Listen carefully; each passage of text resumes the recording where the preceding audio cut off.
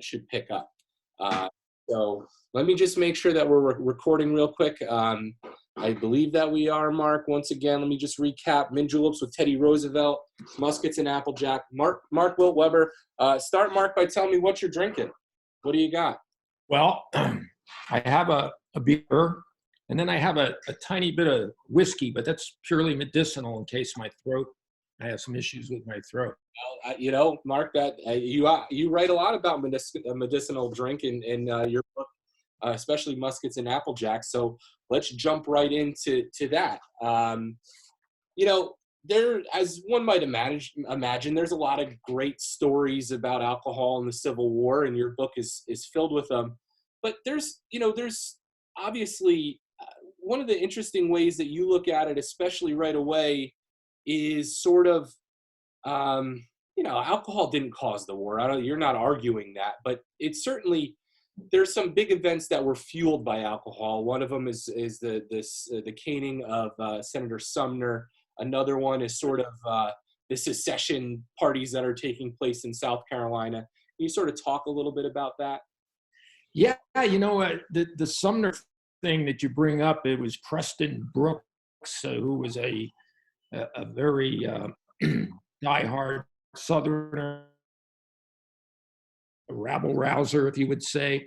And he felt that Sumner had insulted his a relative of his in the Senate, another South Carolinian. And so without warning, he basically went into the Capitol one day when Sumner, who was a pretty big man, was squashed under his desk. He just started to beat him with his cane, actually broke the cane. He hit him so hard so many times. Sumner was in shock, as you might imagine, and sort of fell over in his chair.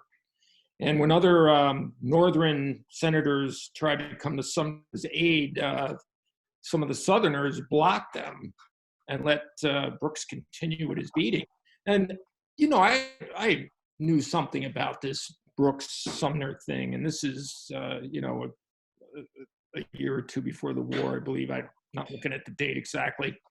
But what I didn't know until I was researching this book is Preston Brooks had stewed about this all night and stayed up drinking, and then had a couple more hits of whiskey in the morning before he waltzed in there and took his cane to Sumner, who was never quite the same again. He had to leave Washington and rehab, and he eventually came back, but he walked with a limp. He really was a savage beating.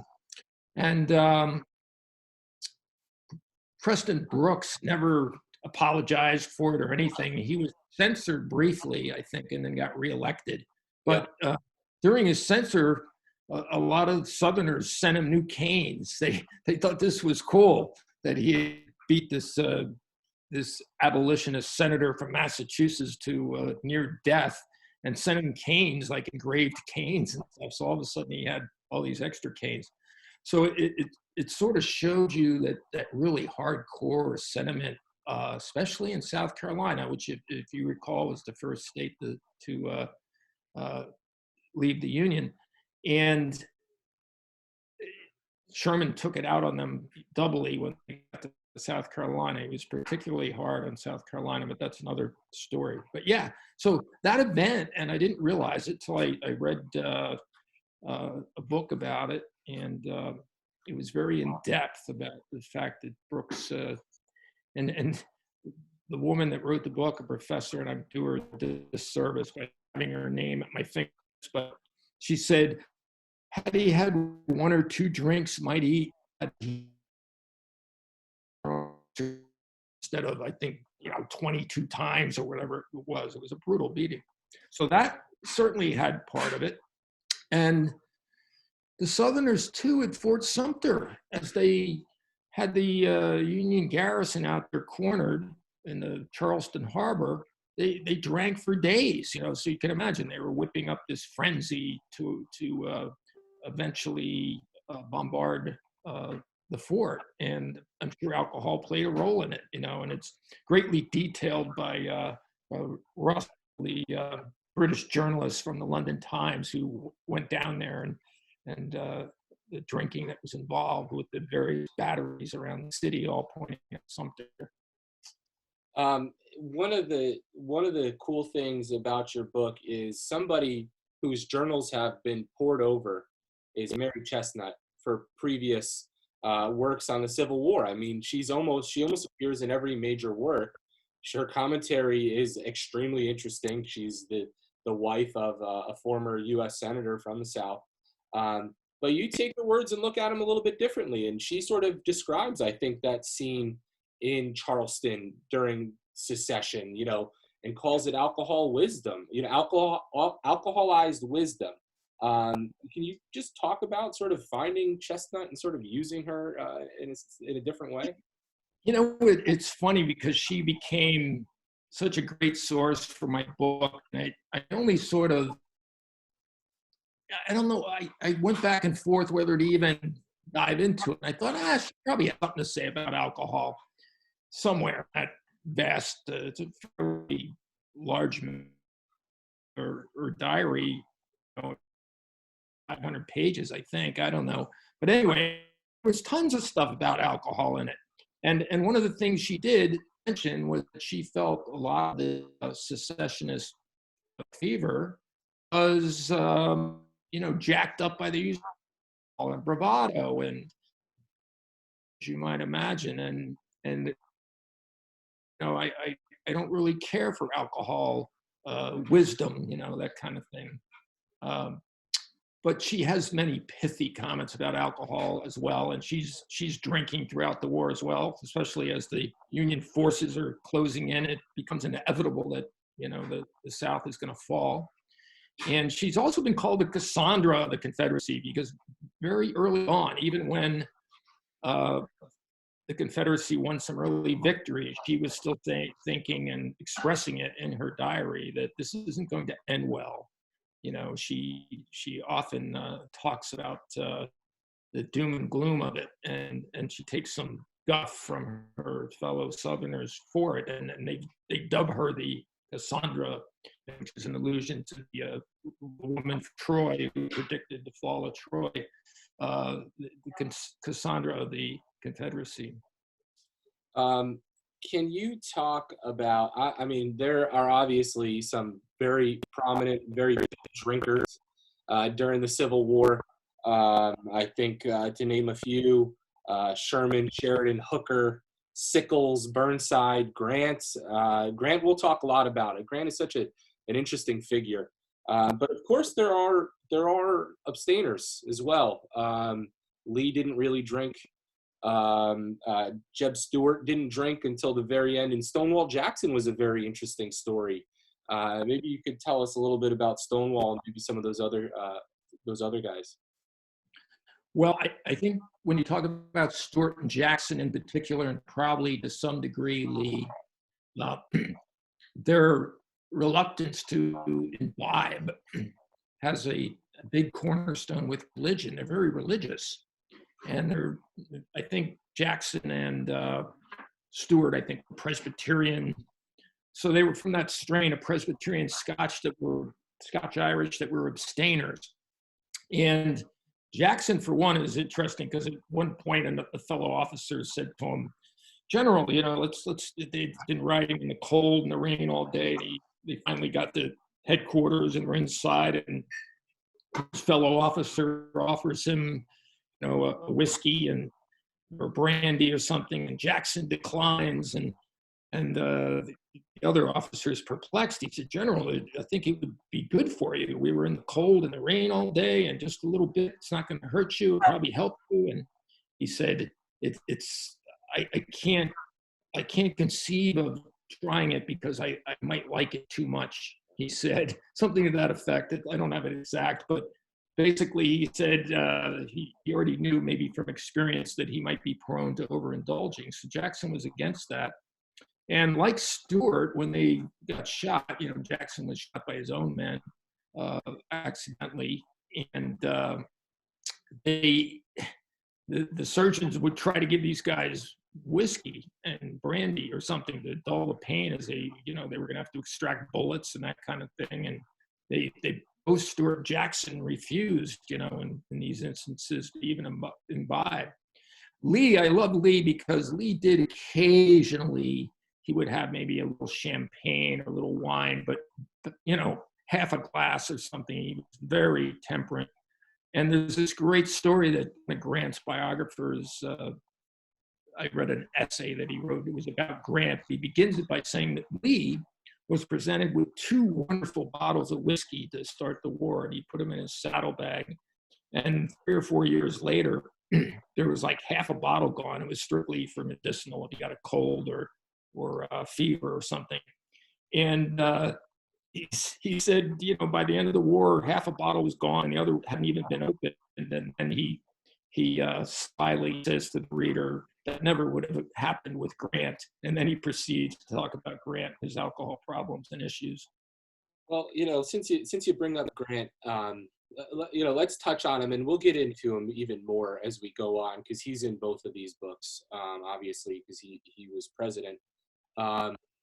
Well, one thing that you just see play out throughout your book, and of course, in many instances, it's well deserved, but alcohol, the use of alcohol as a political weapon to tarnish the reputation of a general or another military rank, and you see it happen over and over in the book, whether the general is actually drunk or not, and that's certainly something that follows Grant, from very early in his career, because he's removed from his post in the Pacific in 1852. Well, he resigns, but it has to do with some sort of use of alcohol, and that follows him through his whole career. But if you could just speak generally about sort of using this as a weapon to sort of take down maybe the guy you want his spot, or you want to tarnish him for some reason. Yeah, it was sort of like one of the worst things that you could say about a guy, and it's some of it was jealousy. People were jostling for their own people. Some of the people that were most outspoken about Grant were politicians from the Midwest that wanted another general in there, Rosecrans or somebody else other than Grant, and that kind of thing. And they were newspaper editors that would do it. So it was a weapon. And certainly you saw it throughout the political stuff. It was always there as well. But with the generals, sometimes it was used by the people at the very top to explain why their army got routed, that kind of thing. They'd say, well, we didn't really get beat by the other guys, but our generals and 2 of our colonels were drunk, and if they hadn't been drunk, they would have been surprised. And, a lot of that was said about Grant after Shiloh. And since Shiloh, actually, the anniversary was just a couple days ago, Nick, maybe we can talk about Grant at Shiloh, because that was the knock against Grant at Shiloh, that he got surprised because he maybe overindulged the night before. Now, Sherman, to the very last breath that he lived, swore blind that wasn't the case, that Grant was not drunk at Shiloh. And there's really little evidence that was the case, but that was the rumor that got bandied about. As you know, at Shiloh, the Confederates almost ran the Union Army right into the Tennessee River. And had Buell not arrived the next day, perhaps, it could have been a disaster. But what happened is Buell reinforces Grant the next day, and they roll back the Confederates on the other way and save the day. And at least this brutal battle, 2-day battle, becomes a draw at worst, and in fact, probably a Union victory at great cost, because the Confederates inevitably had to retreat back to Mississippi. But the Confederates also, and Mary Chesnut alludes to this in her diary, which I love. She talks about the first day, the Confederates were routing the Union, but it was getting late in the day by the time they pushed Grant down to the river and had him cornered there. And Beauregard thought, we'll finish him tomorrow. It's getting dark.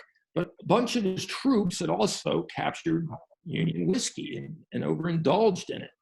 And I think the officers probably came up, saw half their guys in the whiskey, and it was dusk at this point, and decided, okay, we chased Billy Yank down to the river and we'll finish him off tomorrow. Well, in the meantime, Buell comes up with reinforcements.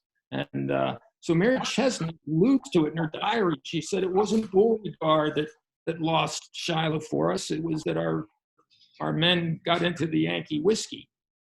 And it's really cool when you find something like that. I call that a nugget. You know, you're like a prospector and you find this shiny little gold piece at the bottom of all the silt. And that for me, when I found that in her diary, it was like, oh man, that's great. I can use that. It's so interesting because especially in Shiloh, it's used on both sides. You know, I mean, you know, whether it's true or not, it probably isn't. But that first day routing of the Confederate Army of Grant, many, I think even Halleck claimed, who was Grant's superior at the time, Grant was drunk. That's why it happened. You know, and then you look at it from the Southern side, and they got drunk that night, and so it's just so interesting how. Yeah, I don't know. You're frozen on my screen, Nick, but I can still hear you.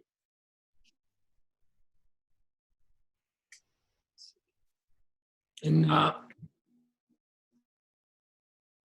hear me. I will say, go ahead, Mark. I'm sorry.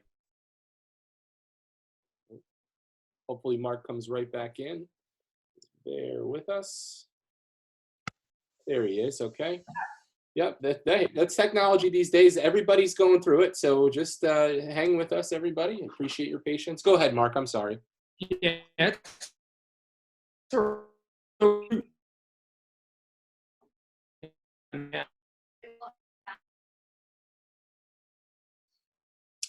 We're having trouble again here, Mark.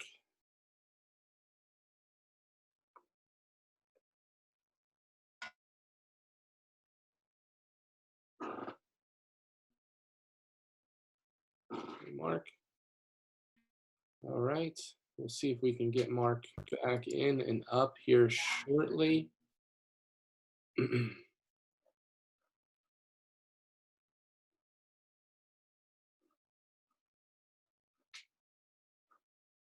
Just bear with us, everybody. Apologize. We'll get Mark here up again. I guarantee you're going to want to stick with this one. This is very good stuff. We haven't even gotten to the president stuff. There's Mark again. Hey. Sorry about that, Mark. We'll plug right through it. That's all. No worries. But the last thing I remember you saying is Shiloh's interest. Yeah, Shiloh. Well, just because of the fact that, you know, these accusations of overuse of alcohol were sort of manipulated in a very useful way on both sides, and in this case, and for the same battle. So that's why I think it's particularly fascinating. And I should mention something else that I found funny about that is apparently a bunch of the Union troops too, when they got down to the river, there was supplies there, and they got into these canned peaches. They had a bunch of canned peaches, but the peaches really were basically whiskey with like 2 slices of peaches floating around in them. So a lot of the Union guys now are loaded on these fake peaches. And of course, during the Civil War, and you and I have talked about this before in previous go-arounds, but the soldiers were very clever at how to disguise how they hid alcohol. They would, you know, put it in a pumpkin, or they'd put it in a watermelon, and, you know, all kinds of things. So here, this peaches thing apparently was a common trick. It would look like peaches, but the soldiers would open it. Instead of that sweet syrup that you get in canned peaches that we're used to, it would be whiskey with a slice or 2, you know, 3 peaches in it. And you had 3 or 4 cans of peaches and you were feeling no pain. Oh yeah, and they put it in their musket and sneak it into camp as well too, right? Well, I love that. That's one of my favorites. And early on, they were doing that before the war started. They'd go out when they were in training camp, and I call it rifle barrel whiskey. The officers couldn't figure out how they were getting it into camp, and here they would go out, fill up their rifle barrel, march back in, pour it into another container, and drink it. And that went on until somebody figured it out. How about the range of alcohol? I mean, you could, I mean, if you were a low-ranking enlisted man, you're drinking whatever you can get your hands on. Maybe occasionally you run into something nice, but there is some stuff that is not pleasant. And if you're, you know, a higher-ranking officer, you might get your hands on some really nice stuff. Yeah, it's incredible. They the Union officers in particular on the Potomac under McClellan, for instance, clarets from France, they were getting champagne because the Southerners weren't getting that anymore because of the blockade, but the Union was getting high end stuff, and they were drinking the best whiskey and right down the line, really fine wines from all over Europe. And it was Confederates not so much.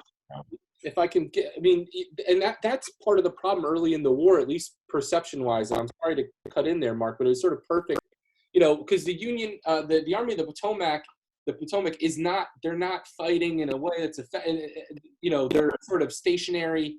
And there's a great line that the Secretary of War, Edwin Stanton, uses, that this is, you know, enough of champagne and oysters on the Potomac. You know, you guys got to turn into a real army and stop having all these picnics, you know, basically. Yes, immediately after Lincoln appoints Stanton, he comes out with that great line that the champagne and oysters on the Potomac must stop. Right. And it doesn't stop, by the way. It perpetuates, but they do get around to fighting eventually. But in between time, you know, if you were one of those echelon, certainly colonels on up, you lived pretty well in the Union Army, you know, with rare exceptions. The Southerners, not so much. But to get back to the common guy now at the other end next, they were drinking stuff. They commonly referred to it in their diaries as rot gut, which we still hear today. Pop skull was another favorite, they would call it. This is how bad this stuff was. My favorite was one called dead at the counter. The insinuation was that you paid for it and you drank it and you dropped over at the counter. It was that bad. So they had some really vile stuff that they would drink if they could get it. At some point, I mean, we should talk too, though, that it actually was very important. Sure. As a medicinal thing. Absolutely.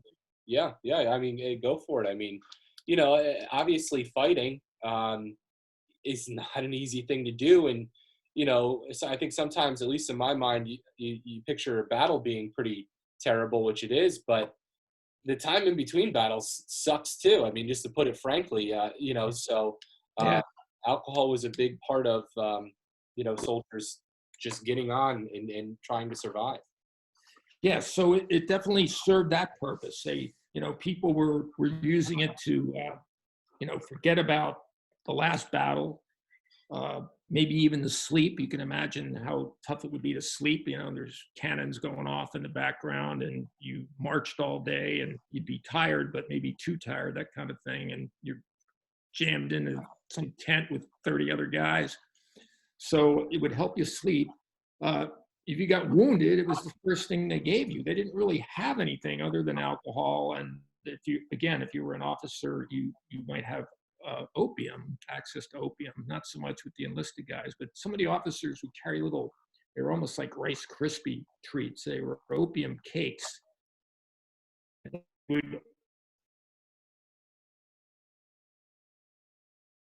If they got shot. So if I'm a lieutenant and I'm going across the field and I get shot and I'm laying on the field, I'm reaching into my jacket, getting my little flask of brandy out, drinking that. If I have a little opium cake and I'm really hurting, I might take that. They also had something called laudanum, which was basically alcohol with opium stirred into it, you know, like a little Nestle's Quick or something. So that would do the trick. And they usually didn't go to the laudanum unless they were really wounded badly and maybe even near death, because it was, as you might imagine, very strong stuff. Right. And it was also used as an incentive. And I think the best example in your book is the Burnside Bridge at Antietam. Yes, and I love that story. It's, you know, near the end of Antietam. I mean, Antietam basically was fought dawn to dusk. You know, it started at first light, right, barely light. They were already fighting, and it stretched out. And late in the afternoon, the Burnside Bridge, the Union Army, I think, had tried to take it 2 or 3 times and failed. The Confederates had sharpshooters up on the ridge above the bridge. It's a very bucolic spot. If you've ever get a chance to go there, Burnside Bridge is just so wonderful and peaceful now, and it's hard to imagine the horror there. But finally, Colonel Ferraro uh, from New York, who had been a dance instructor or something, comes down and says to these two regiments, one from Pennsylvania and one from New York, and a lot of Irish guys in both, and says, "Will you men take that bridge? General Burnside requests that you take that bridge. Will you do it?" And apparently, the one unit had been punished. They had done some sort of infraction, lost their whiskey ration. You know, they would typically get a couple of gills a day. A gill is maybe 2 to 3 ounces. Um, and so this one corporal or sergeant shoots his hand up and says, "Sir, if we take that bridge, will you reinstate our whiskey ration?" And Ferraro swears blind that he'll do it, and did come through. And the men came through. They took the bridge, and he did restore their whiskey ration. He promised them, "Even if I have to buy the whiskey myself, you shall have your rations back if you take that bridge." And they did, with some loss. Their, You cut out there real quick, Mark. that Yeah, you keep going. mentioned, okay, Yeah, I'm sorry. Go ahead. okay. What I was going to say, other incentives to get a jacked up ration of whiskey is if you would do some of the less desirable jobs. So guys would go out, they'd always need burial details after one of these battles or big battles. There'd be a truce, and both sides would go out and bury their dead, maybe bring a couple wounded back in, that kind of thing. But if you volunteered for, you can imagine how awful a job that would be. They would give you an extra whiskey ration. So it was an incentive for men to do this unpleasant task. Same with building these pontoons, these temporary bridges that were very prevalent in the Virginia campaigns, because they were always crossing these small rivers and creeks, and they would have to put temporary bridges down to get their wagons across, that kind of thing. But in the more swampy places, like in the Peninsula campaign, they would often be in these swampy bodies of water up to their waist, and mosquitoes, you can imagine. So those guys got double whiskey rations to do that. The men that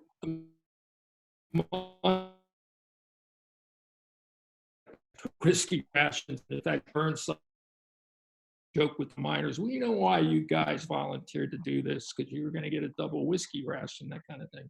Right. So those tedious jobs, you would sometimes, they lay a little extra whiskey on you if you do it. And Also, go ahead. just let me cut in real quick, Mark. We are actually live on Facebook now. Okay. We were able to square that away. So if you're just joining us, if you're just tuning in, it's all my fault. We couldn't get on live immediately, so we began recording a conversation. We're about 20 minutes in, but you'll have the full video posted later. We've just begun talking about. We're here with Mark Will Weber. His book Muskets and Applejack. I highly recommend it, and we're going to get into his book Mint Julep from Teddy Roosevelt. We encourage you all, if you haven't already, to pour yourself a drink. I have here, Mark, a Pilsner from Northway Brewing Company here, a few miles away in Queensbury, New York. Of course, given the circumstances, I had to buy a whole growler of it at the local restaurant. So I like that. I'm set here for a little while. You had me worried. I thought that was a jug of whiskey at first. No. Although I do have another drink coming in here later when we get into the president's book. Once again, I know you have a beer there, Mark, and I believe you do have a whiskey, as you said, for medicinal reasons, in case it's needed. I have a nice boutique bourbon it's called Jefferson Small Batch Bourbon, and it's very good. And as I said, it's mainly just to soothe my vocal cords here. Right. I don't like it, and just completely allowed. So let's what I know we're sort of bouncing all over the place in the war, and we went to Shiloh, we went to Antietam, both battles fought in 1862. But to jump back to almost the very beginning, in the first major battle of the war, is the Battle of Bull Run.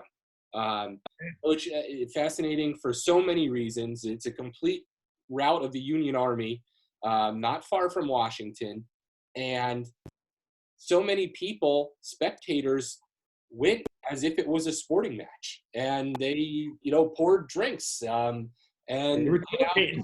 laid out a blanket. Can you talk about Bull Run and that whole scene? Yeah, I mean, it's crazy because, the Union side in particular thought, oh, this is going to be over in, a matter of days, weeks at worst, we'll be in Richmond and this will be it.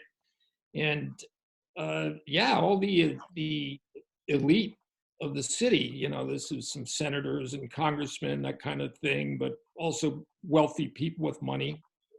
They went out there, with their servants and their buckboards, and as you said, they had picnic baskets with them. They had fine wines in there, and they actually put blankets out. And they had binoculars, and they were watching this. And as it turned into a Confederate rout, they had to skedaddle back to Washington. And in fact, they really bogged up the Union retreat because all these civilians now were in the same road as everybody tried to get back to Washington. And again, alcohol is not only present with the civilians, but some of the Union officers are drunk.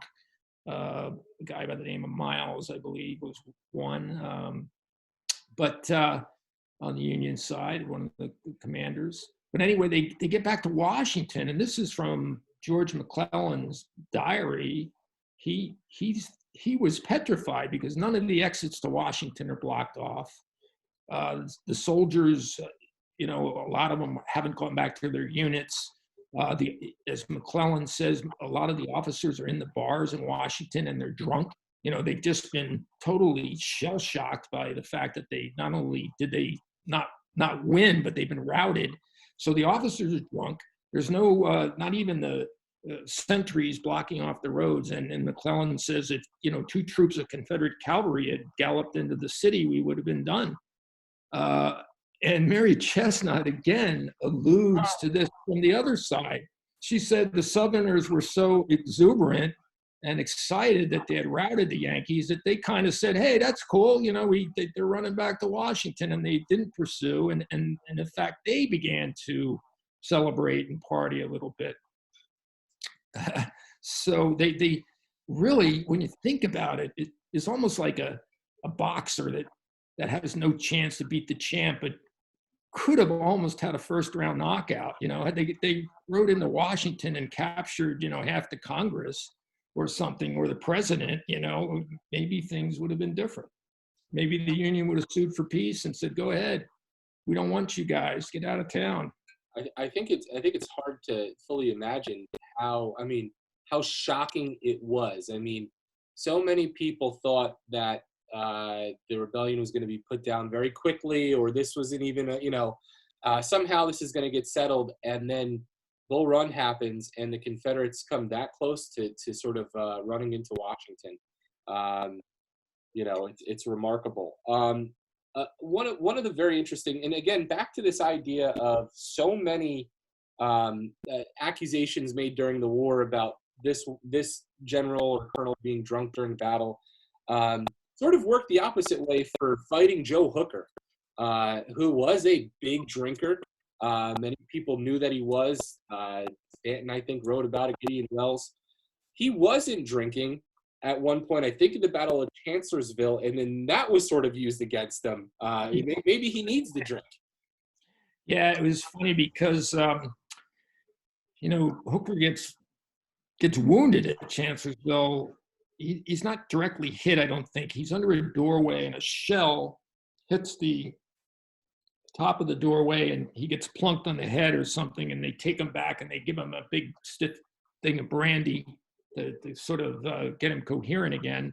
So at first, the usual rumors swept around, oh, Hooker was drunk at Chancellorsville, and then people go, no, he only had that one drink that we made him have when he got clipped. And then some people said, you know what? I think the problem with Hooker, who had usually been fairly aggressive when he was on the battlefield, and he was very timid at Chancellorsville, they said that because he hadn't had anything to drink, he was way more reserved than he normally might have been.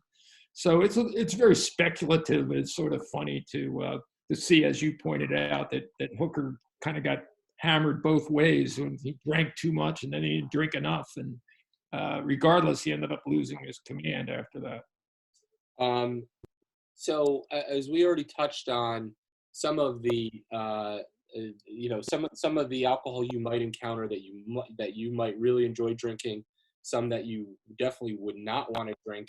One of the more pleasant sounding alcohols that pops up in your book, I believe it was Confederate soldiers. I believe it was right before Gettysburg. They're going through Pennsylvania. They're having a field day because there's tons of food. They're just taking it or buying it off of the northern people, the Pennsylvanians. But they get their hands on, and of course, remember that we're talking about Pennsylvania. There's a large German population. They get their hands on some German lager, and it was and Germans brewed a lot of lager in Pennsylvania, but they got a hold of a particular type that sounds absolutely delicious. Yeah, this is again, this was something I only discovered when I researched this book. I didn't know it ahead of time.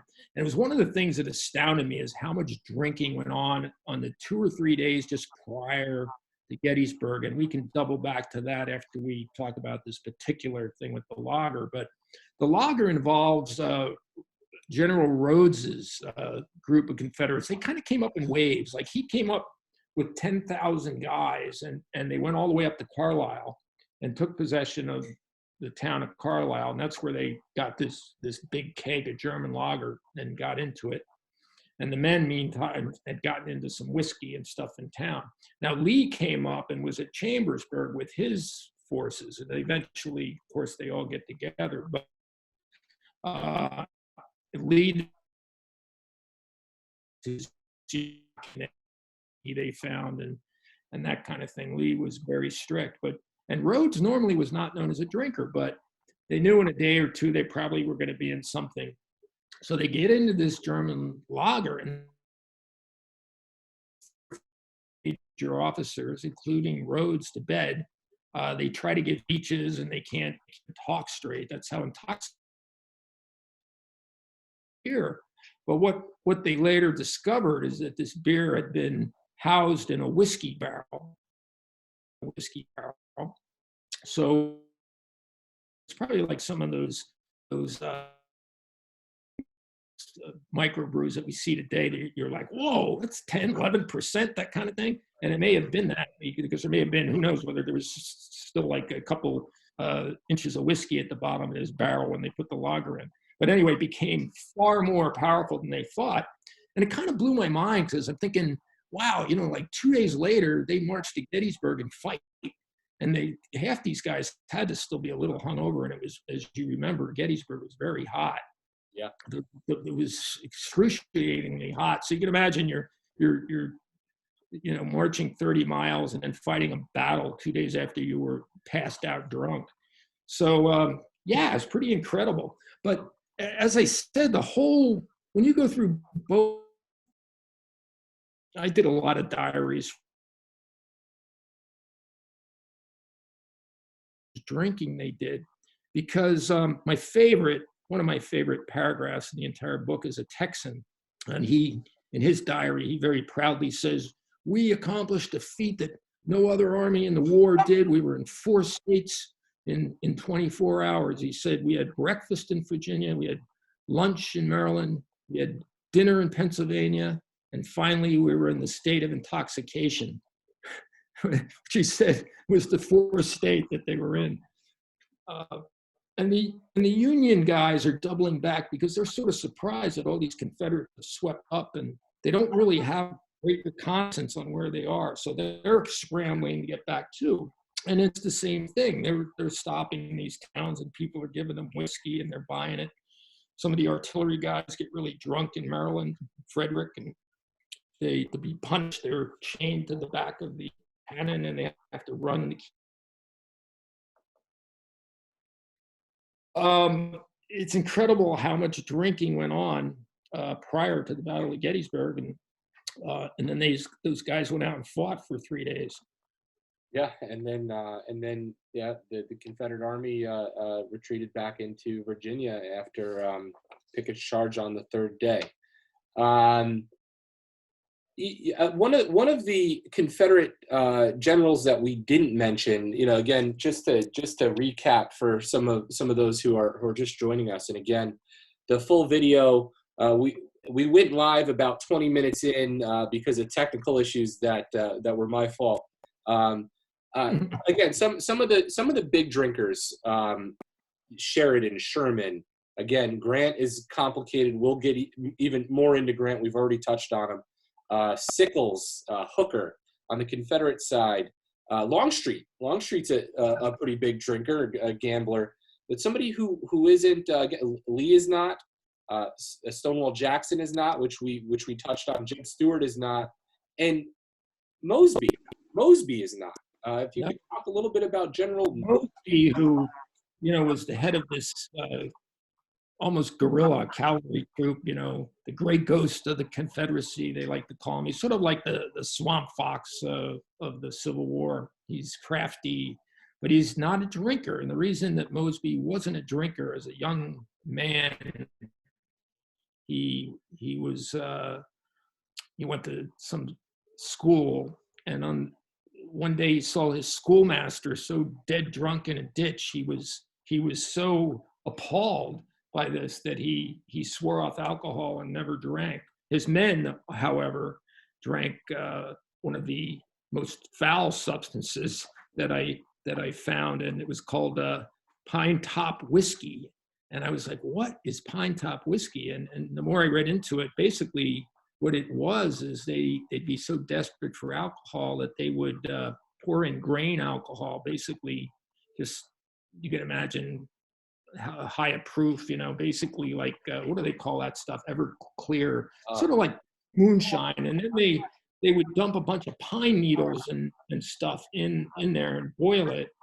So it would be this very powerful alcohol with a pine scent to it. So it would probably be like drinking Less Toil or something. If Less Toil had alcohol in it, it would have been very powerful. It would have been sort of like pine scented moonshine, basically, the clear, powerful stuff.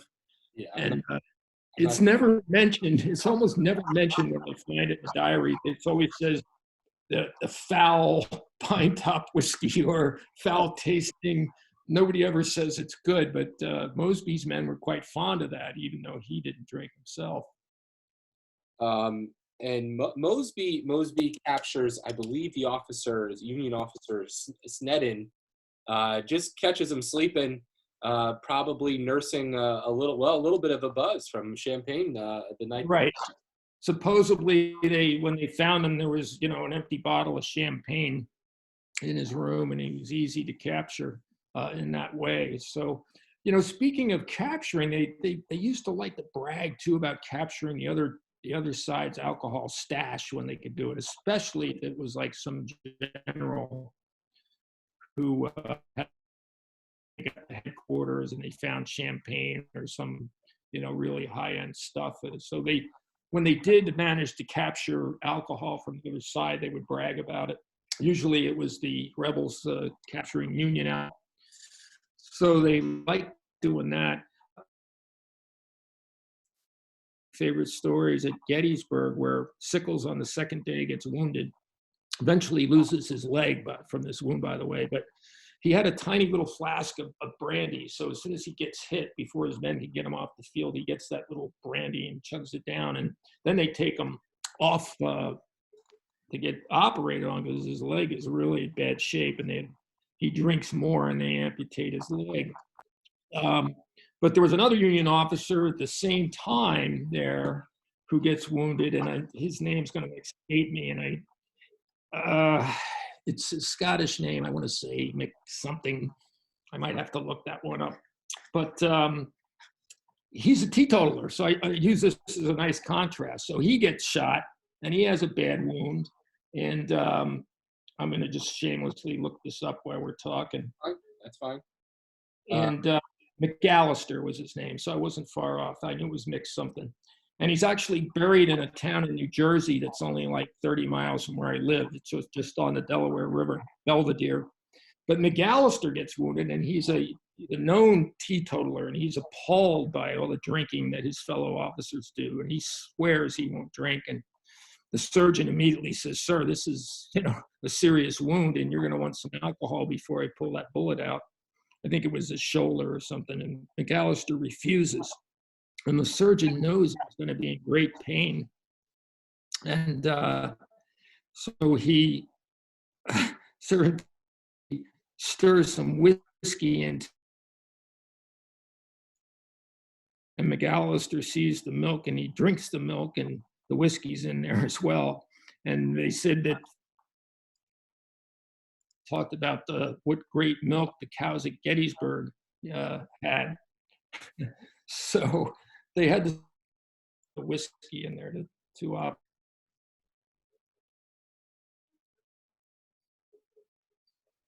Can you talk about, of course, alcohol, so again, whether it's the cause or whether it's something that attributed to certain things that happened during the war. Of course, there's a number of atrocities. The burning of Chambersburg, Columbia, I think maybe even Fort Pillow, there was some alcohol-related incidents. If you could sort of talk just generally about that. Yeah, I mean, and I felt that was an interesting avenue of this book that I didn't anticipate when I started it, really, but it makes sense. And when soldiers got really drunk, not tipsy, but just really unruly drunk, that even their own officers and such couldn't control them, that often made it for atrocities. So then that normally wouldn't do certain things were prone to do it, whether it was, burning down buildings or, bothering women and the whole 9 yards, as you can imagine. So when you find these things in diaries and stuff, it's eye-opening and disturbing. And Columbia is probably one of the best examples, where in Columbia, Sherman's men marched in, and as I alluded to earlier, they specifically wanted to give it to South Carolina because they felt South Carolina had sort of started the whole thing. We know it's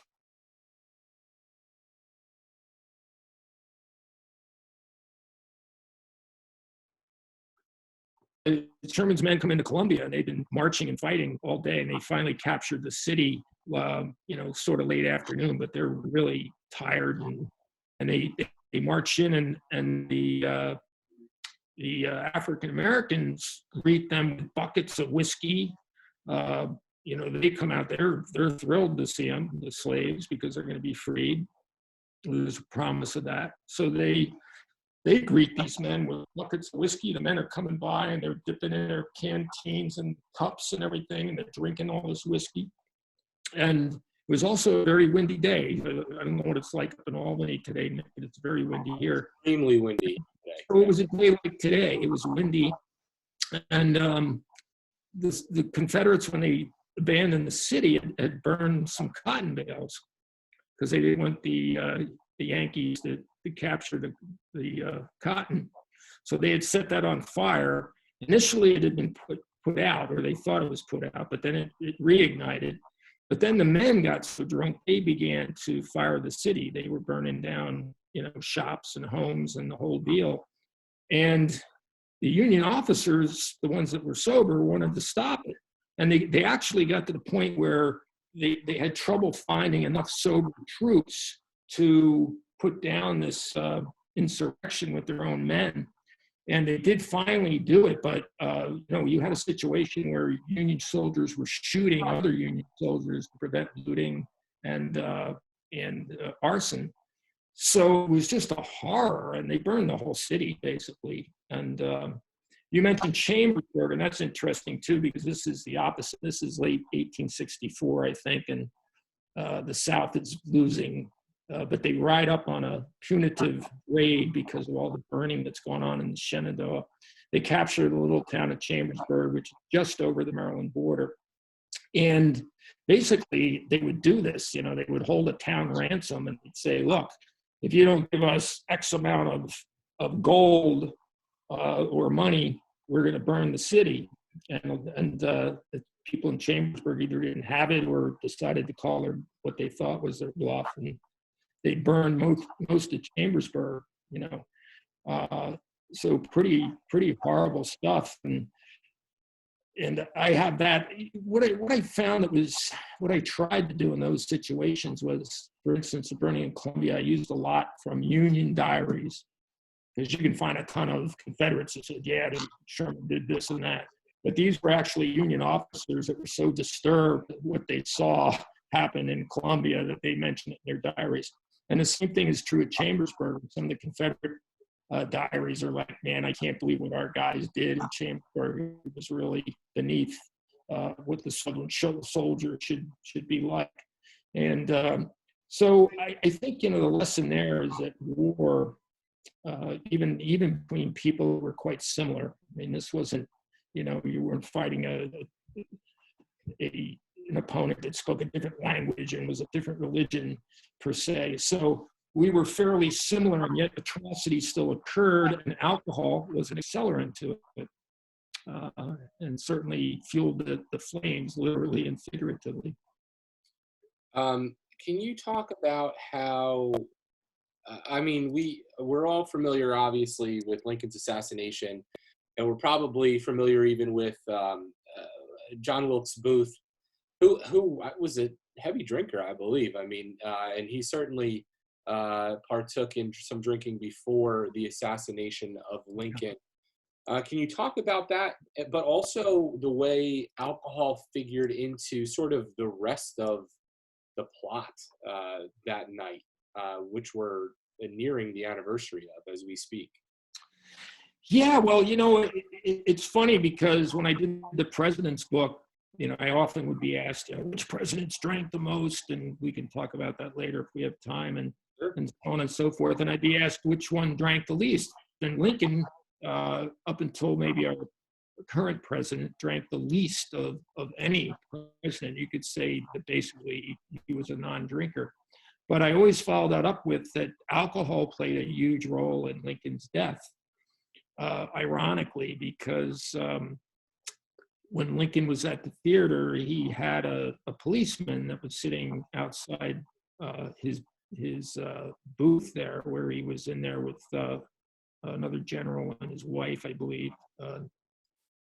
And at during one of the breaks, one of the between acts, the guy that was supposed to be guarding Lincoln went across the bar, the street to the bar, and got a big mug of ale and was in there drinking his beer when Booth was in there slamming down whiskey.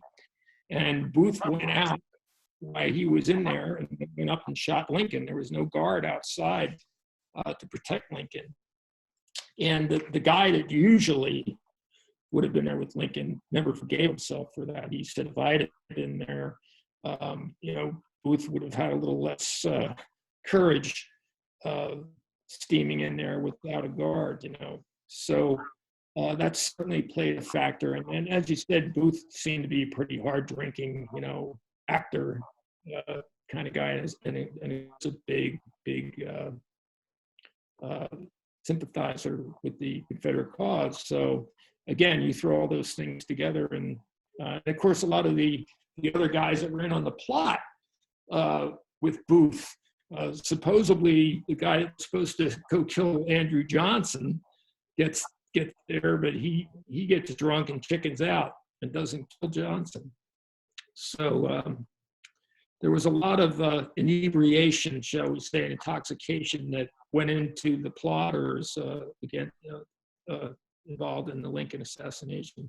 Well, and there's an interesting incident with Booth here in Albany in 1861, and him and Lincoln actually cross paths while they're here. And Booth, well, they don't see each other, but they're both in Albany at the same time. And Booth is in a play, and at the end of his run in the play, and I might be getting some of the details mixed up, but he had promised a female to marry her, and he reneged, and there was a domestic dispute. She tried to stab him, and then she tried to kill herself. And it all, the alcohol was also involved in that as well. So, Booth was no stranger to partaking, and probably, in a way that affected him very negatively, Yeah. to say the least. And again, if you're just joining us, I apologize. We're coming in and out of Facebook Live, so I understand that might be frustrating. The entire video will be posted shortly after we finish. We've already discussed Mark Will Weber's book, Muskets and Applejacks, Spirit Soldiers in the Civil War. Phenomenal book about alcohol in the Civil War. And we're going to shift now to Mark's other book, Mint Juleps with Teddy Roosevelt, The Complete History of Presidential Drinking. And honestly, Mark, I can't think of anything that's more fascinating when you talk about history than presidents and sort of their personal habits. So if we can, I mean, I would love to talk about a number of presidents. Obviously, Yeah. you touch on all of them in this book, except the current president. It was published before 2016. But if we could just sort of go down the line, we won't talk about everybody. You can get the book and you can read all about it. But there are so many interesting presidents and so many who had interesting habits when it came to consuming alcohol. Of course, I think it's fitting to start with the first president, George Washington. Can you talk a little bit about? I think something that's sort of important to keep in mind with Washington was, I think, he's kind of an awkward guy. He's sort of overly formal, I believe. And you use him sort of as an example of a guy who have a drink or two, and it actually would have a positive effect on him. It would loosen him.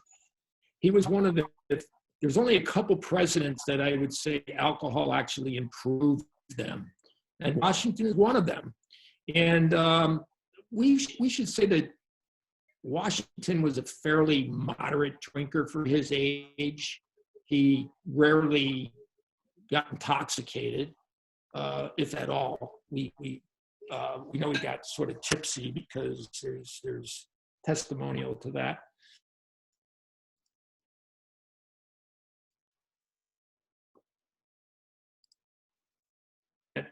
One of his favorite drinks was a dark beer, a porter, that was made in Philadelphia by a British guy by the name of Robert Hare. So sometimes you'll read in Washington's letters, he'll write to some of his friends in Philadelphia and say, if Mr. Hare has made any of his exquisite porter, I would like to order several gross to be delivered to Mount Vernon, where I'm sure it will be appreciated, that kind of thing.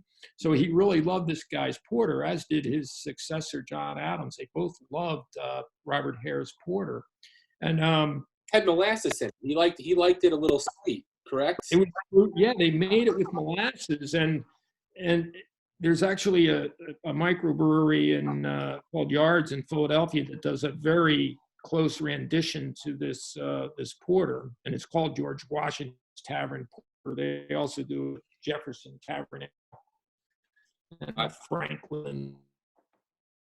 I tried to get my hands on some of that today, and I was unfortunately unsuccessful. Yeah, the porter is really good. Yeah. So he liked that. He also liked champagne. He liked brandy. He liked Madeira. The Madeira was a very popular drink with some of those colonial era guys that became president early on. What's interesting about Washington too is that he didn't drink. I didn't find a lot of evidence that he drank a lot of whiskey, but whiskey became one of the most profitable things on his plantation. And at one point, they had 5 stills cranking out whiskey at Mount Vernon. He had a Scottish overseer that knew how to make it. And his name was Anderson. And we know exactly when Washington goes into the whiskey business because he writes to a friend and says, Mr. Anderson says that I can find my account in this. And by that, he meant make money. And he made lots of money through selling whiskey. And they would take it, they would make it, and they'd take it to Alexandria and sell it off the backs of wagons in Alexandria. And did quite well with it. I found it interesting too, because this all happens a couple years after Washington puts down the Whiskey Rebellion out in Western Pennsylvania, where he sends, he's out there himself, but White Horse Harry Lee did most of the heavy lifting. And they put down the rebellion out there, and then a couple years later, Washington himself goes into the whiskey business. But presumably he was paying tax on his, where the guys out west weren't, which Hamilton was the main driver of that. But to get back to how that improved Washington's disposition, there's a lot of the knock against Washington is they're sort of cold and unsmiling. That may have been because he had bad teeth. You know, he had like false teeth at least near the end of his life. But there's testimonial of people that go to visit him at Mount Vernon that said, you know, after the general had one or two champagnes, he was quite gregarious and outgoing. It loosened Washington. He wasn't quite as stiff, and he was more, more apt to be in the conversation and have a good time. And he also had a good sense of humor about alcohol. We know this because he named all his foxhounds like Drunkard and Drooler and Tippler, things like that, which I thought was sort of amusing that he did that. One of the presidents that you classify as a heavyweight drinker is John Adams, the second president. John Adams is incredible. He's a great capacity for alcohol. And like Washington, he drank a lot of different stuff. He would almost always, and he did this from like, I want to say 10, 11, 12 years old on, to have a glass of hard cider for breakfast. And he lived to be, I want to say 91 or 92, definitely lived into his 90s.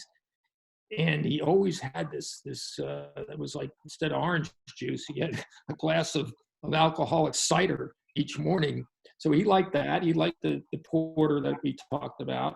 He liked Madeira. There's a great letter from him to Abigail during the Continental Congress where he writes back and says, Chu had us to his mansion last night, and I drank Madeira at a great rate and found no inconvenience in the morning. By that, he meant they didn't have a hangover. They didn't use the term hangover. They either said they were convenient or inconvenient. And if they said they were inconvenient, that means they were hungover. So he drank, a lot of different stuff. And, they all like champagne and fine wines when they could get it. But then his shift, the guys that came after them were strictly sort of wine guys. And that started with Jefferson. But Jefferson, Monroe, Madison, they sort of swore off whiskey. They liked wine and they liked champagne, and they wanted to drink more like Europeans. And that influence kind of came from Jefferson being in France. Well, Jefferson, a prolific drinker of wine, and not the kind of wine that you get an $8 bottle of these days down at the local liquor store. I mean, he liked the expensive stuff, and it probably contributed to the fact that he died with a large amount of debt.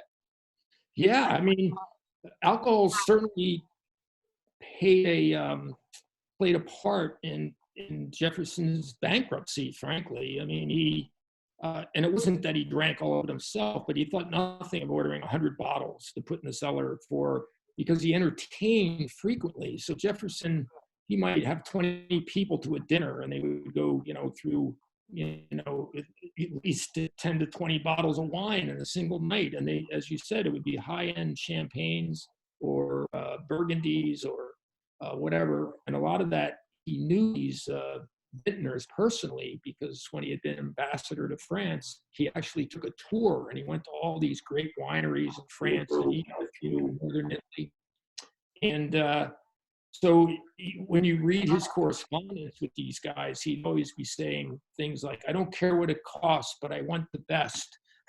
And so you can imagine what his And he had this something called a farm ledger, and it's really funny because he kept a really precise account of how many bottles they drank of everything. So if they finished the year and they drank, say, 89 bottles, he would cross that out and order 100 for the next year of that particular brand. So yeah, so by the time his daughter inherits Monticello, it's in, you know, it's in the red, and for various other reasons as well, and she ends up selling it. You write in the book, in 1801, the first year Thomas Jefferson was in the White House, he ordered 100 gallons of Madeira at a cost of $350. And at some point, maybe in that first year as well, 240 bottles of Hungarian wine at a cost of over $500. Yeah, and it's fairly typical of the way he thought about these things, and actually he would have gone bankrupt much sooner than it occurred. But he sort of got a reprieve at one point when, if you recall, the British burnt Washington to the ground in 1812, or a lot of it, and the National Library went up in flames. And so in the years afterwards, where they were repairing everything and reconstructing the Capitol, there's an offer to buy Jefferson's extensive library. He's near the end of his life, so he sells them his library for a vast sum, and it kept them afloat for X amount of time again. But actually, one of the things that helped ruin him was Lafayette's visit. When Lafayette comes back, I want to say it's in the 1820s, he comes back, and nobody has seen him since the Revolution. It's a big deal, and he's at Monticello for several days, and there's lavish dinners, and they decimate Jefferson's vast wine cellar. And at the end, he's complaining that he really only has some really inferior bottles that aren't up to his normal expectations. Once again, I'm talking with Mark Will Weber, the author of Mint Juleps with Teddy Roosevelt, The Complete History of Presidential Drinking. We've discussed Mark's other book, Muskets and Applejacks, Spirit Soldiers in the Civil War. Thank you for being patient as we pop in and out of Facebook Live. This entire video will be posted shortly after we're done. How about Andrew Jackson? Andrew Jackson's a really interesting guy. I mean, he's a card playing, gambling, loves cockfights. He becomes a lawyer, horse racing. He's a dueler. Talk a little bit about Andrew Jackson. Yeah, Jackson and Jackson is a whiskey.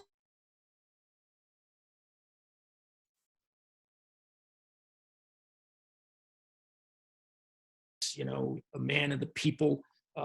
His followers are sort of looked down on as uncouth and unread. And like Washington, he also had produced his own whiskey. And so when you read some of Jackson's correspondence, which I think are really interesting, he writes a letter back to some captain, and he's thanking him for a pair of pistols that the guy made for him, a pair of handmade pistols. And he says to the guy, he says, "Feel free to stop by the whiskey still and take as much as you might want or require." So it sort of underlines that in those rather new states out there on the frontier, alcohol was almost like a second currency. So there was a lot of barter going on. So, and Washington did this as well, where somebody would want to come in and do some grain at his mill, and they might swap stuff back and forth. And Jackson's certainly that with the pistol. So somebody might come in before that kind of thing. So we really was in those places out there that were newly either territories or not, just new to statehood. Alcohol was still like a currency. And Jackson liked mint juleps and all that kind of southern stuff as well. Martin Van Buren, born in a tavern about 50 miles from where I am right now in Kinderhook. Red Fox of Kinderhook. The magician, the little magician. A prolific drinker. Yeah, which is because other than Madison, he's probably the smallest in height of all the presidents. The little guy is probably 5'5", 5'6", and he had reputation as an enormous drinker that he could drink. Probably only Buchanan was a better drinker, and Buchanan was 6'2" and a big burly guy. But Martin Van Buren, it was funny when I was researching him, I kept coming across this mention of Schiedam. He liked to drink Schiedam, and I'm thinking, what is Schiedam? I had no idea what Schiedam is. And the more I researched it, I realized that it was actually Schiedam is a city in Holland that in the 16th, 17th, 18th century made so much gin and exported a lot of it to England that its name became almost synonymous with gin. So you might say, hey, give me a gin, or as the Dutch would say, what's their word for Genever or something like that, Genever or something like that. But you might say Schiedam, because they made so much of it, it was almost interchangeable. And then I finally figured that out. I'm like, oh, they're talking about gin, but he would drink enormous quantities of that. He ended up with gout in his old age, as did Buchanan. So these guys that were really heavy drinkers, and they were also eating a lot of shells, supposedly bad for gout. So they would eat mussels and clams and oysters, as we talked about, and also drink a lot, and they weren't exercising really per se, and they would get gout in their old age. How about William Henry Harrison and the log cabin and hard cider campaign? Yeah, I mean, this is such a great story, and it shows you how interwoven alcohol is with presidential history in America, and that Harrison, again, like Jackson, even though they didn't like each other, but they were very similar in that they were both famous generals that were from these outer states. Harrison was from Ohio, although I believe he may have been born in Virginia, but he was associated with Ohio at the time he was elected, and because he had won the Battle of Tippecanoe, he was quite a hero. And their slogan, Tippecanoe and Tyler too, Tyler being his VP, was famous. But the log cabin cider campaign came about because the Van Buren people actually, a newspaper that was on Van Buren's side, wrote this editorial that said, I guarantee you that if you offer Harrison a log cabin and a jug of hard cider, he'll get out of the campaign and, enjoy his retirement, that kind of thing. So they tried to cast Harrison as something of a country bumpkin who just wanted to drink and stuff. And instead of taking the hit on that one, they kind of did they flipped it on Van Buren and those guys, and they embraced it, and they became the log cabin and hard cider campaign. And they would actually go to election sites and build these temporary log cabins and sit in there, his followers, and drink whiskey and hard cider. And they would harass Van Buren people that came by. And they also made it sound that Van Buren was an aristocrat. So they would say, you don't want to vote for this champagne sipping aristocrat Van Buren who's Andrew Jackson's lapdog. Jackson did like Van Buren and wanted him to be his successor. And Harrison, they ended up winning that election quite handily on this alcohol platform. Yeah, well, and the irony there is, again, that Van Buren is born poor, again, born in a small tavern. Yeah. Obviously rises to the presidency. Harrison, I believe, is born on a wealthy slaveholding plantation. He comes from some of the aristocracy of Virginia, and they just totally, talk about fake news. There was a lot of that going on way back when. Just because there's some local ties here, Millard Fillmore from the Buffalo area. Not a big drinker. Not a big drinker at all. In fact, he was one of the guys that made me worry. I thought, how am I going to get a full chapter out of Fillmore, But you always find something. But no, he he was very much a temperance guy, and I think signed the pledge, that kind of thing.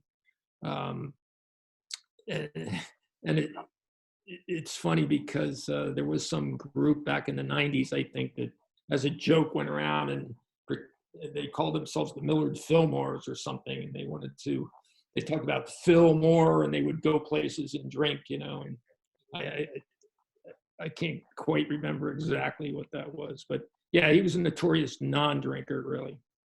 Uh, of course, one of the saddest stories of any president is Franklin Pierce, the 14th president from New Hampshire. I mean, endures a lot of tragedy in his life, and probably the worst tragedy as he's entering the presidency. Yeah, and yeah, because first of all, a lot of people don't even know who Pierce is. He's not a famous president, but the people that do know sort of vaguely know he was a big drinker, and they go to me, "Oh, Pierce was a big drunk, right?" And you say, "Well, yeah, he was. I mean, he died of cirrhosis of the liver, so there's no way around that." But I always sort of felt bad for him because for several reasons. One thing back then, if you were really a bright kid, they would sometimes send you to college at 14 or 15. And that's what happened to Pierce. He was quite bright. I think his father or his grandfather also owned a tavern or an inn or something in New Hampshire, and there was a lot of drinking going on there. But anyway, 14 or 15 at Bowdoin in Maine, and one of his classmates, an older classmate, is a famous author, Hawthorne, and sort of takes Pierce under his wing. Pierce had the nickname Handsome Frank. He was a good-looking young man. So, this kid, he's not even 16, and he's drinking with Hawthorne. So he got an early start. He liked to drink. He didn't have a talent for it. He has that in common with Grant. In other words, he got drunk fairly easily. And at one point in his life, Pierce actually realizes he has a problem and he quits. He signs the Temperance Pledge. But then the Mexican-American War breaks out, and he goes as an officer and he begins to drink again during the war. And when he comes back, there's really no stopping him. Now, that tragedy that you alluded to, Nick, was he'd already been elected, but it was those months in between taking office, and he was on a train ride somewhere, and it was inclement weather, and there's a horrific accident. The cars are thrown from the track, and a lot of people are hurt and injured, and only one person dies, and it's Hawthorne's only son thrown from the train and on a snowbank, and Pierce had to retrieve his body. And his wife, Pierce's wife, was rather sternly religious, shall we say, and she got in her head that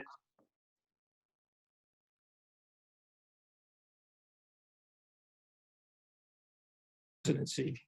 So during Pierce's term, she spent most of it as a recluse up in a bedroom, writing letters to her dead son.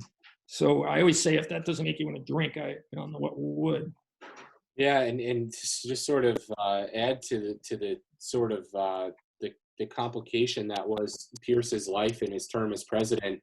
You write about it in your book. He's a doughface, which means that he's a northern politician that's largely sympathetic to the southern politicians, but even at some point he's not he doesn't appeal to them either. So he sort of becomes a man without a party and without a country almost. Right.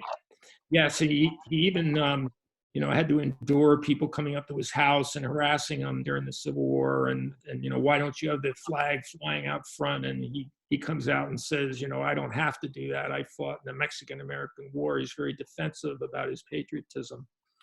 But some of Buchanan, same thing. Buchanan was very friendly with a lot of the Southern senators and such, and had formed a bond with these people, and it probably prevented Buchanan from being more aggressive when on the eve of the Civil War. And then he just sort of dumped it all in Lincoln's lap and said, "I'm out of here." And Buchanan, heavyweight drinker. The best. I mean, the thing about Buchanan is, he could drink for hours and not show. And he was a big guy, 6'2", 6'3", and fairly burly. He was a owner of a tavern in Lancaster when he was a young lawyer. So he was well schooled in alcohol, shall we say, and he liked the best champagne, but he also drank a lot of whiskey.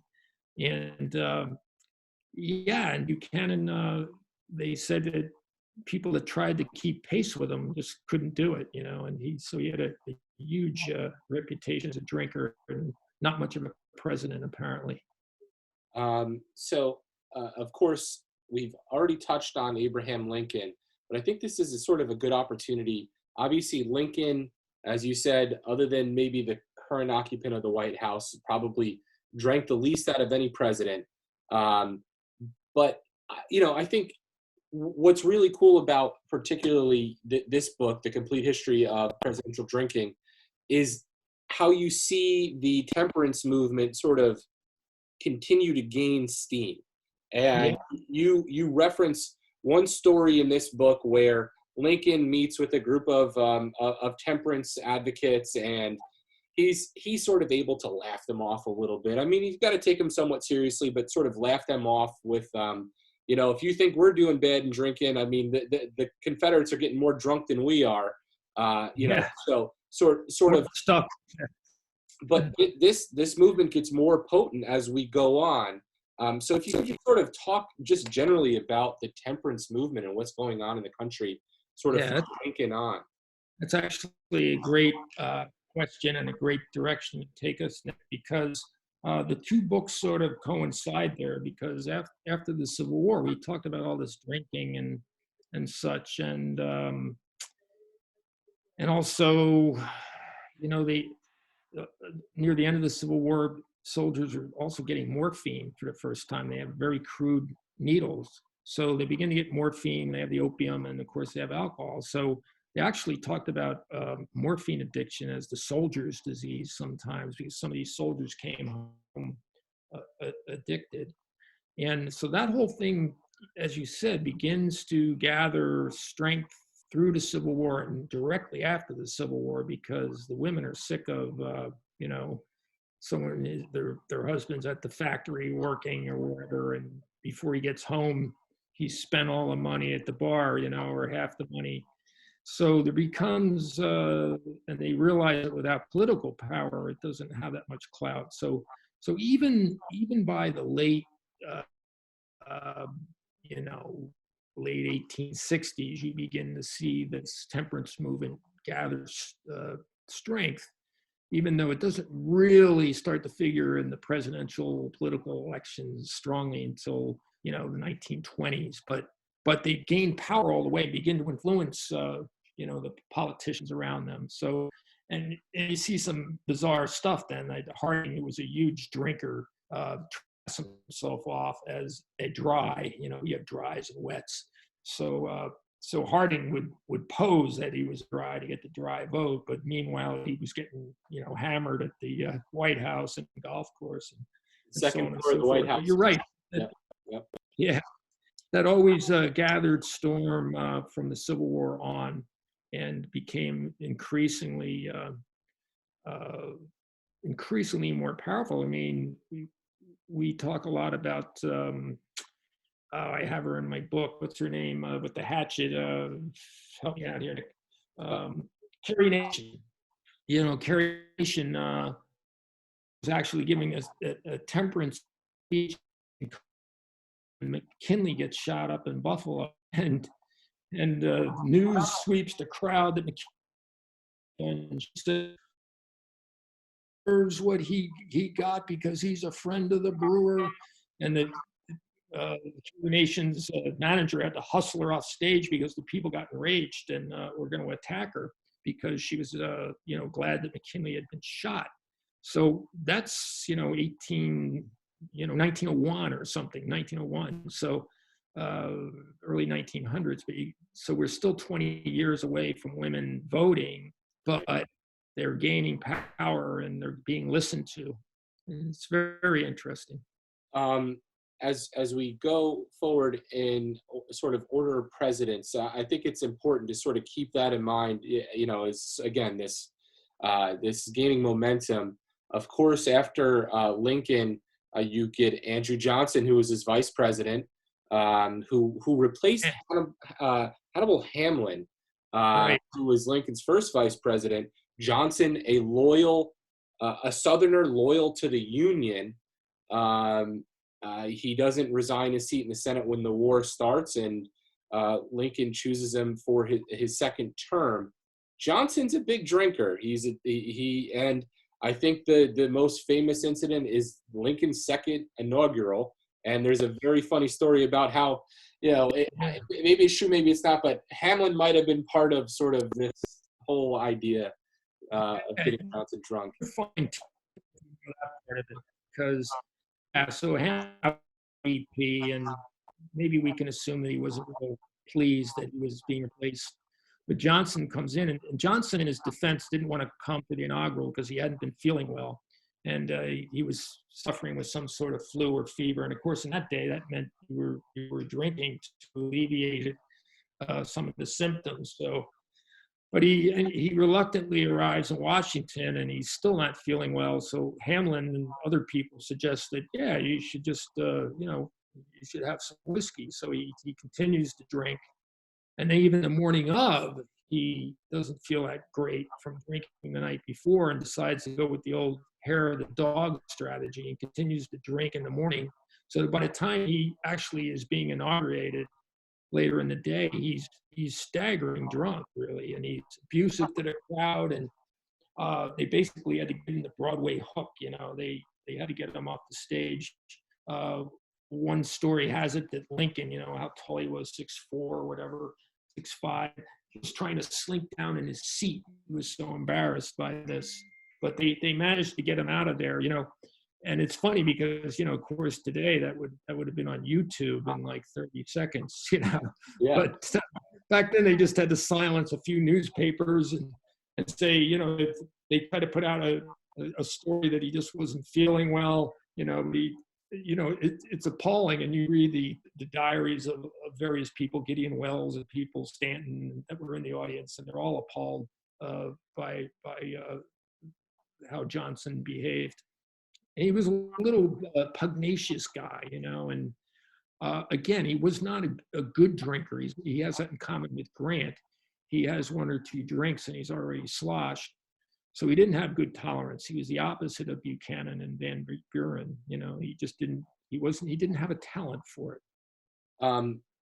Perfect segue to Grant. And I know we touched on him a couple times already, and I'll throw myself out a plug in the Capital District Civil War Roundtable podcast. We did a podcast recently just all about Grant and largely about myths surrounding Grant. And we talked about the drinking. I talked to Joan Waugh. I talked to Gary Gallagher. And Grant certainly drank and was likely an alcoholic. But it's been very interesting, especially recently, how historians, including you, are trying to, an alcoholic doesn't necessarily mean that this or that. He was likely a binge drinker. Right. And he was able to sort of, during the war, during his presidency, sort of find that block of time where he could go off, particularly when he was lonely without his family, and, have a bender, or as they said, have a frolic back in the day for a number of days. Right. So, yeah, to touch on that, what I will say, and I took some heat from one friend of mine who he said, I really liked your book on the presidents, but I thought you were awfully hard on my man Grant. And I said, well, what do you mean? I don't really necessarily see Grant's problems with alcohol as diminishing his accomplishments. In fact, the opposite. I think he knew he had a problem with alcohol, and yet he could still get the job done. And he often went, days and weeks without a drink at all. But when he did get off to the races, he was off to the races. So in my estimation, and I'm certainly not an authority from a health standpoint of alcoholism, but I would say Grant was an episodal alcoholic. In other words, and you touched on it, when he was lonely, when he was under stress, he would sometimes imbibe. And the other thing was he got a lot of peer pressure. All these officers around him, especially as he gained stature, were like, "Hey, let's have a drink with Grant."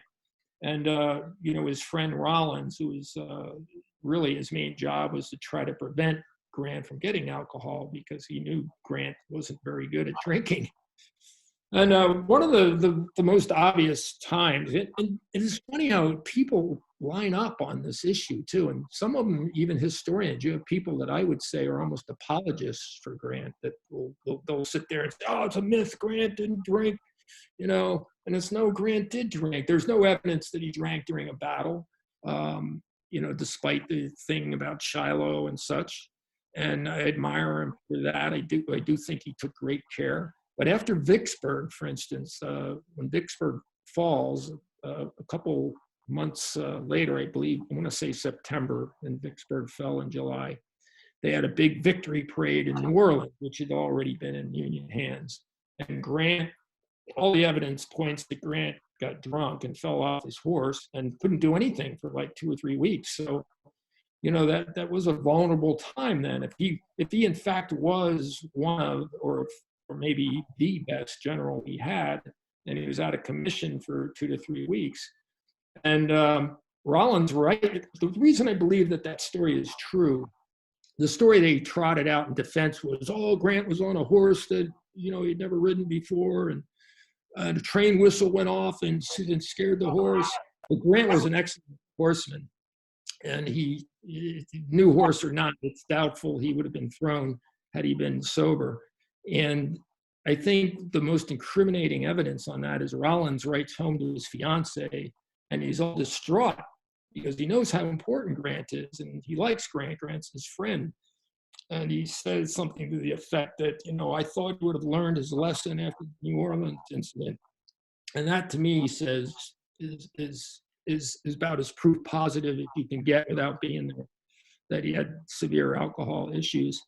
And they followed him into the White House. I talk about it, and some of it's a little funnier, but, once Grant gets into the White House, he's much more refined with his drinking, but he's very careful about it. He goes to special clubs where he's only with his cronies.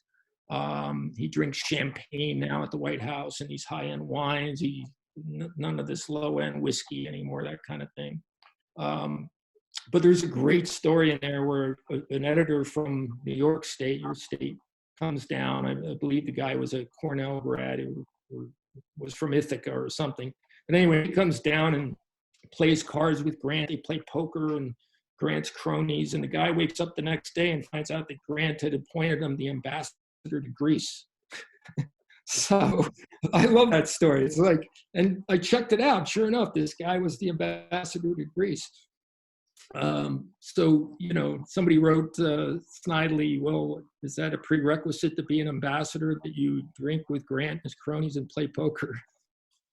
And one of the biggest letdowns, I mean, of course, it's understandable, but in Grant's memoir, which is this great, which is full of great detail, and it's written so well and conversational, it's accessible.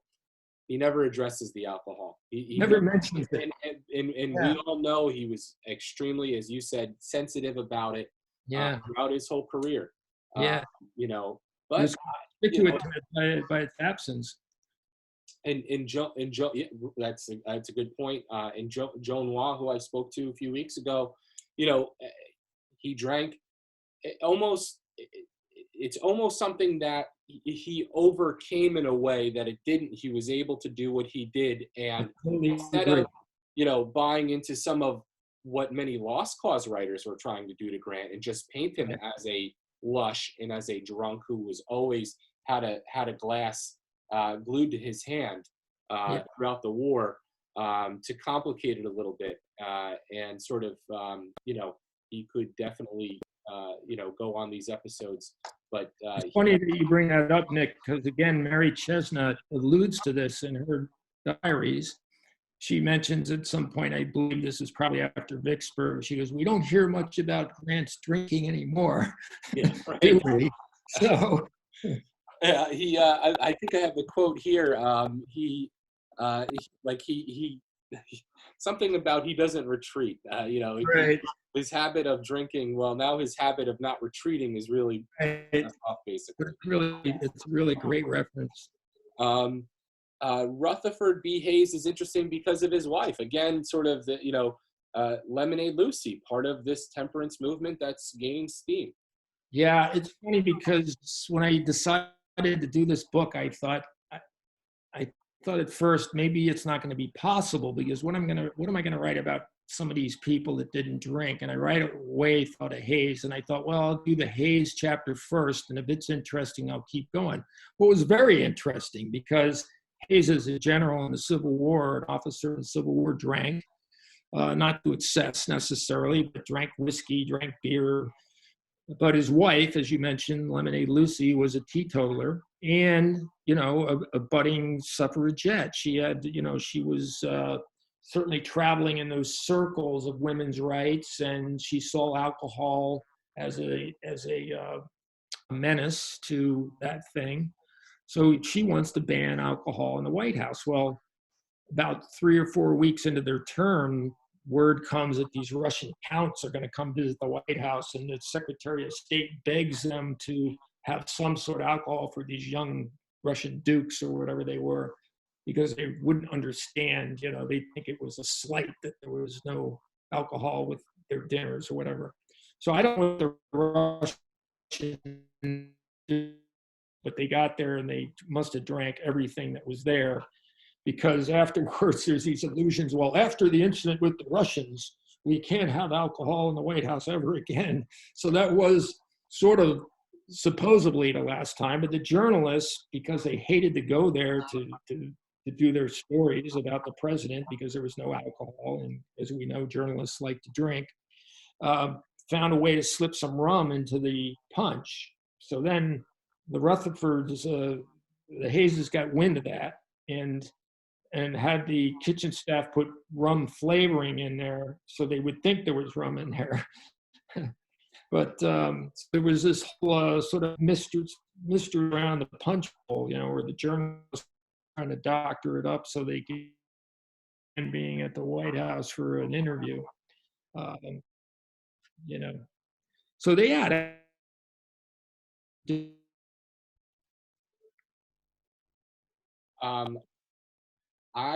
I really enjoy this story that involves Grover Cleveland and his good friend trying to not quit but cut back on their consumption. Yeah, it's funny, and they were running for like county coroner or something, an office necessarily wanted, and they were up in Buffalo. So again, it's into your state there, Nick. But, he and his friend were running for the same position, and they agreed.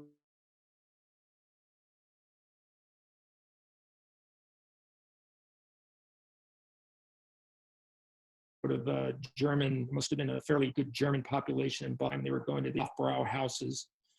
So they decided, well, listen, we should probably just have 2 beers when we go out instead of 6 or whatever they were normally drinking. And so they agree on this, and for a couple of weeks they go by and have 2 beers, and they're hating it. It's a restriction on their normal selves. And Cleveland was a big guy. His nickname was Uncle Jimbo and Big Steve. His first name was really Stephen. Grover was his middle name, and he liked Grover and went by it. But other than Taft, he was the biggest president he ever had. He was an enormous dude, Grover.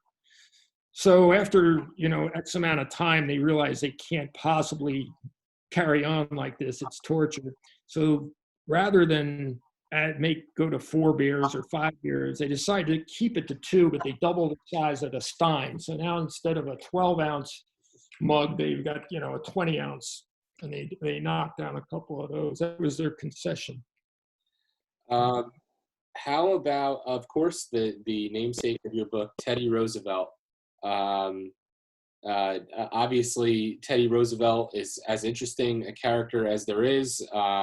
Before he's president, he is the commissioner of the New York City Police, and it is trying to enforce the law where you can't drink in bars on Sunday. Yeah, it's interesting because, Teddy Roosevelt's, well, first of all, he'd be very upset that we're calling him Teddy. He didn't like Teddy, so we should call him Theodore. Yeah. But anyway, yeah, Mr. Roosevelt as police commissioner, most people sort of said, all right, you're going to be police commissioner in New York, wink, wink, and let them do whatever they want. Business would carry on as usual, and you would be looking at something, a stepping stone up, which seriously, and he didn't want drinking on Sunday. Well, the working men, especially the Germans, he got worked over. There was a large German population in New York City at that point, the whole neighborhoods of Germans, which we can't sort of conceive anymore. But they had their own newspapers. There was 4 or 5 German newspapers in New York at the turn of the century. But anyway, they worked Teddy over pretty hard in the press because, they'd be like, well, hey, we work 6 days a week and we should be allowed to have a beer on Sunday. So finally, Roosevelt sort of concedes that, well, if it's involving a meal, okay, we'll let it go, And then it turned out, he said, yeah, they were having like 1 pretzel and 6 beers and calling it dinner, So he did try to crack down on that and took some heat. But soon after that, he was off to Washington and sort of evolved. Now, Teddy, as you might imagine from that story, was a very moderate drinker. But the title of the book comes from the fact that they had a big bed of mint at the White House when he was president. And it was next to the tennis court. Yeah. And Teddy really got into the game of tennis. So he'd always want to play, would force his cabinet members to play tennis with him. And they actually were like, oh man, Roosevelt wants us to play tennis again, He'd want to play when it was drizzling, it'd be crummy weather, they'd be out there. So to entice them to play, he would have his steward mix up these mint juleps. And after 3 sets of tennis, he would bring out the mint juleps and he'd present them to the players and they'd say, thank you, Mr. President. And his big toothy grin, Roosevelt would say, delighted, something like that. And so they actually became known as the tennis cabinet because he had them playing tennis so often. But his enticement were these mint juleps made with the fresh mint. A little different, he used rye whiskey, which no Kentuckian would consider a julep if it wasn't bourbon. And he put a little splash of brandy in there as well, and the fresh mint.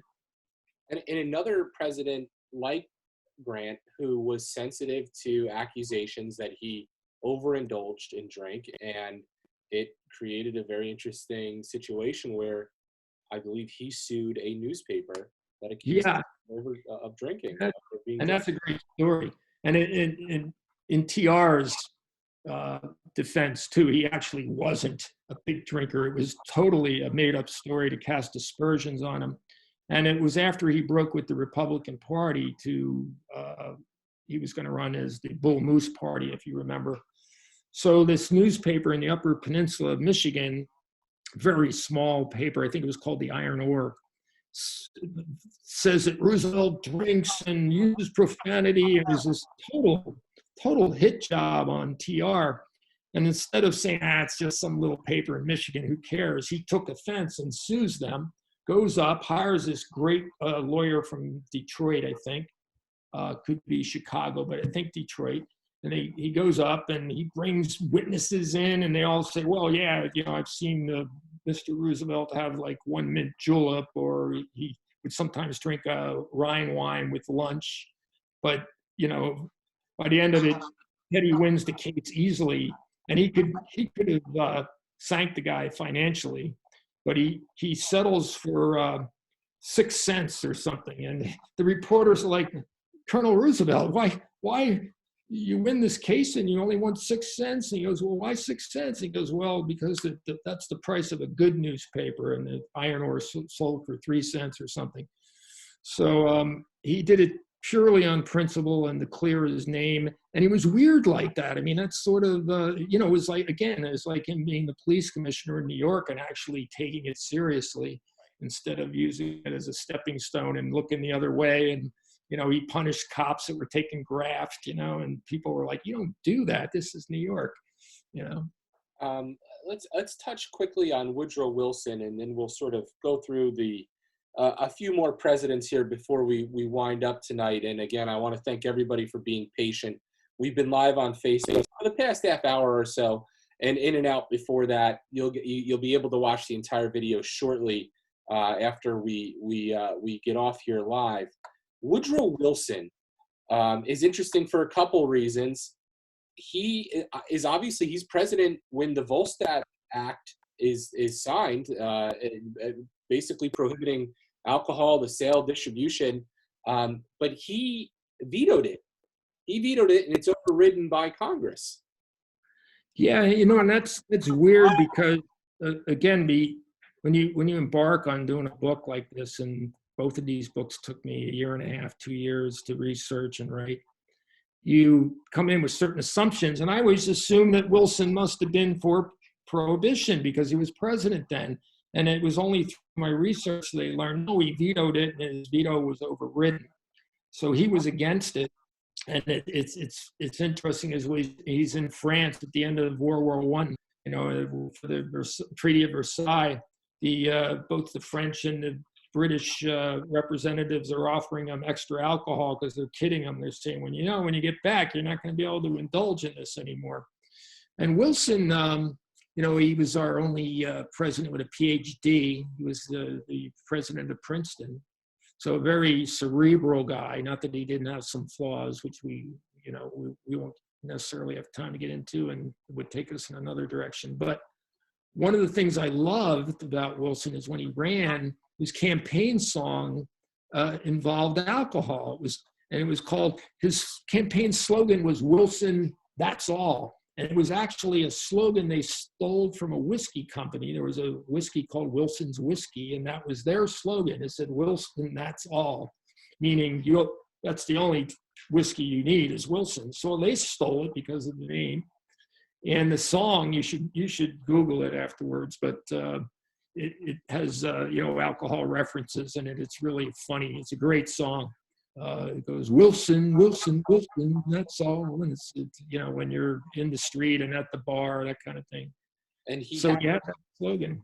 He had a wine cellar in the White House that required a special act or some sort of authorization from Congress for him to relocate it from the White House to his new residence after he was president. Yeah, technically you had to get permission to transport alcohol, which never stopped Harding. He would put it in his golf bag and go golfing.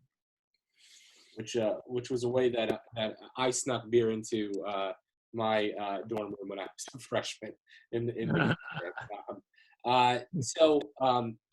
FDR, and I just want to take a second here quick to introduce a drink that was a favorite of FDR. I actually had this made locally today to go. A Bermuda rum swizzles, and this is it's more than 2 ounces of dark rum, but that's the recipe. It's dark rum, lime juice, orange juice, and a simple syrup or a falernum. With the garnish of orange peel, which I don't have, but it's nice. I don't know that I would have it more than one smart, but it's not bad. It's not bad. It's also warm weather drink, In fact, Roosevelt usually drank those when he went yachting. They didn't. FDR's family was so elite; they didn't go boating; they went yachting. Right. He would normally have those rum swizzles when he was boating and yachting. I'm sorry, and that kind of thing. But FDR actually was a big drinker, unlike Teddy. He drank a lot more than Teddy did, and we associate him with the cocktail because he loved to mix up cocktails. And one of my favorite stories in the book, my mother actually found this for me when I was researching it, but one of Hemingway's ex-wives, Martha Gellhorn, who was quite an accomplished journalist in her own right, but the Roosevelts, both Eleanor and Franklin, loved her, so they would invite her to the White House, and they'd invite her to their place up in New York. And she talks about coming down the stairs at the White House once and hearing giggling in the cloak closet, and she's intrigued. She can't stop herself from peeking in, and she looks in and sees the president in there mixing up a batch of cocktails with a couple people around him. And in Gellhorn's own words, she said the president was giggling like a schoolboy. And the reason he was hiding in the cloak closet is his mother was there. And FDR's mother was sort of reluctantly, she would scowl, but she wouldn't say anything. She'd let him have one. But if he tried to get a second one, she wouldn't care who was there, some ambassador or the prime minister of England. She would chirp in with, Franklin, don't you think you've had enough? Something like that. So here he was hiding from his mother in the cloak closet to make his second drink, the leader of the Western world, scared of his own mother. So Gellhorn thought that was his purpose. He drank a wide range, this rum drink. He drank beer, Manhattans. I mean, he didn't really discriminate in terms of what he would consume. No, I mean, you have to go back to like Washington and Adams to find somebody that eclectic with their drinking. And that was one of the things I discovered researching that is when he played poker, and he liked to play. He'd sometimes play, into the wee hours of the morning, 1, 2 in the morning. He would sometimes have 5 or 6 beers. So you don't associate an aristocratic guy like FDR with beer, but when he played poker, that was his preferred drink. Harry S. Truman, somebody that you've said before. I mean, if you had to pick a top 3, Harry Truman's in it in terms of having a drink. Yeah, because Truman is really interesting. In fact, first of all, he's probably the only guy I know that was drinking whiskey in the morning, unless Pierce was doing it. And it was really sort of a medicinal part of his routine. He would get up and do a brisk 2-mile walk, and then he'd get a rub down, and then he would drink a couple ounces of bourbon. And I was like, wow, that's pretty cool. And it was probably because like some relative back in Missouri told him, listen, Harry, if you have a couple ounces of bourbon every morning, you won't get a cold or something. So it's just because it involved the walk and the rub down. I really think it was sort of this weird, quirky, medicinal thing, really. But I was intrigued by that. I thought that was great, And the other story I love about Truman is he hated Joe Kennedy, and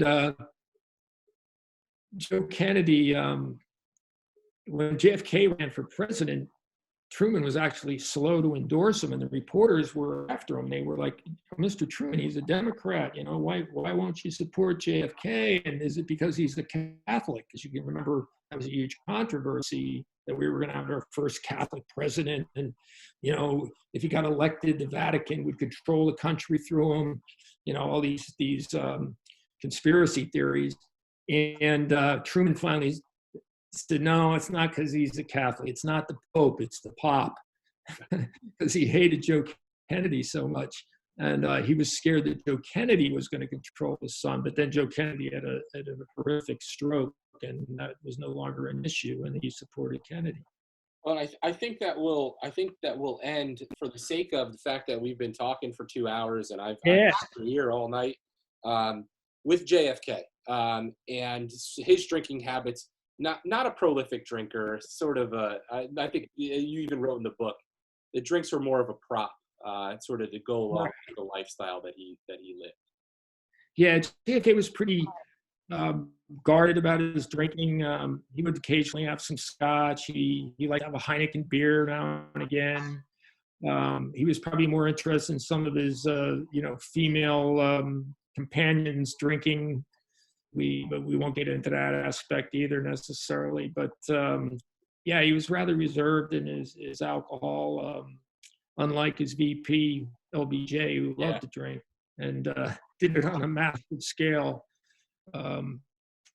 But maybe we'll save that one for another time, Nick. Well, Mark Will Weber, thank you so much for joining me. Again, check out Mark's books, Muskets and Applejack, Spirit Soldiers and the Civil War, and Mint Juleps with Teddy Roosevelt. Obviously, we didn't get to everybody here, including Johnson. There's a lot of great stories in here. The complete history of presidential drinking. I apologize again for the technical issues. We'll have them squared away. We'll have a full video up here, hopefully in about 20 minutes to a half hour. Again, thank you so much, Mark. Thank you, everybody, for watching. And you know a lot, and it's really good just to bounce stuff back and forth with you, honestly. Anytime, Mark. I love doing this. Thank you so much. Take care. You too.